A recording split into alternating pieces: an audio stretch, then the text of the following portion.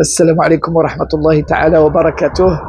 من مدينة أحفير ننقل إليكم هذه اللوحات الرائعة لصناع الزليج البلدي، يعني منتوجات في الحقيقة جد رائعة. الناس ربما قادمين من داخل المغرب وداروا هذا المحل هنا، رائع جدا، وعندهم منتوجات متميزة. شاهدوا الجمالية ديال هاد الطاولات، كذلك هاد الخصات رائعين رائعين جدا.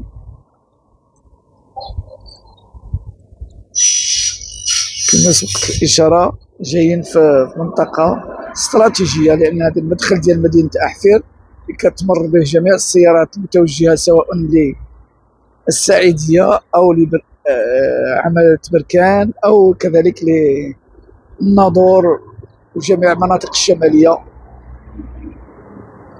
رائع جدا.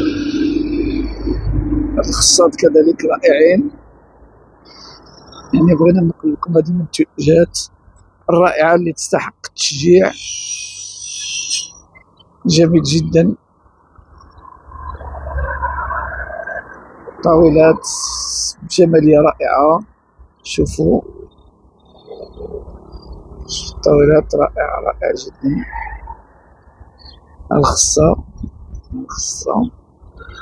جميلة. الخصات رائعين الخصات.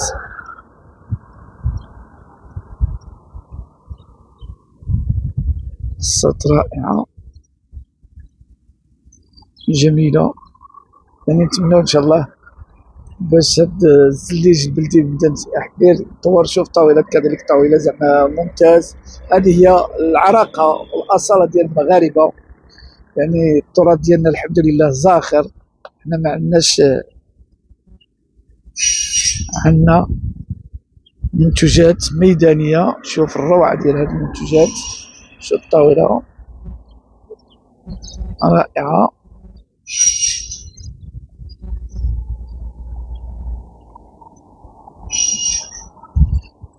هاد الخصات عاود عطاو واحد المنظر رائع. يمكن لكم تزوروا هاد المنطقة وتزوروا هاد المحل وهاد البازار ديال المنتوجات التقليدية. الحمد لله بلادنا كتزخر بمنتوجات رائعة متميزة.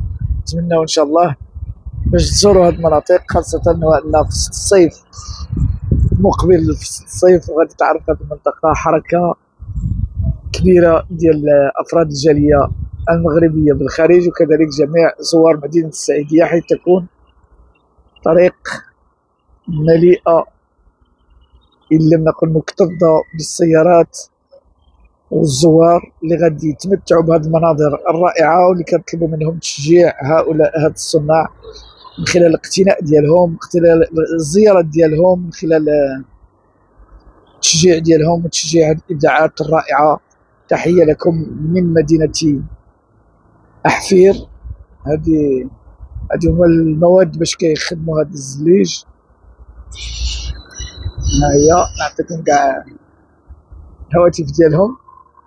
صاحب المحل ربما خرج، لذلك ما خديناش منه شي ارتسام، ولكن لا غادي نعاودو نرجعوا عنده ان شاء الله. نختم معكم بان بلادنا الحمد لله من طنجة للقويرة كلها زاخرة بالتاريخ، تختزل تاريخا حضاريا عريقا يجمع بين الحضارة الأمازيغية والعربية الإسلامية والأندلسية، يعني تاريخ عريق جدا.